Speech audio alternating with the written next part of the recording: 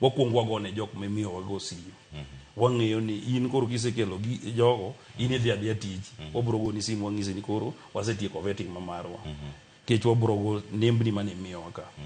Kech ka gimoro timi, wan gi protocol mwanyalo dhigo ni wan gi owadu ama nyathiu ka gima kama otime, ne wadwaro konyo from koru ama wan gi kony mwanyalo timo kama. Koro iyudo ni tich bedo mayot. To kwa timo kamano bro konyo sector ni, because since waket QR code waseyudo ka kuo dok chien.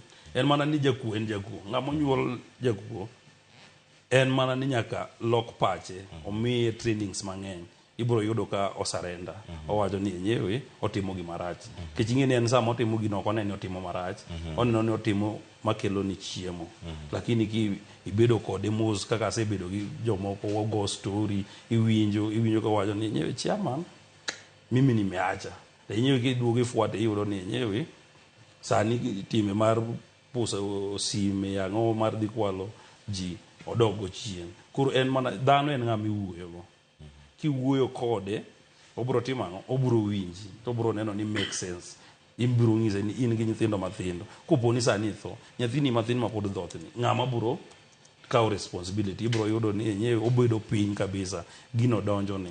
To guru gimwa kwayo mana serikal, joge wa te gisembgi mondo gidonje e SACCOs. Because japiko be gin jok moko ma yot kaka inene no. En mana serikal kien.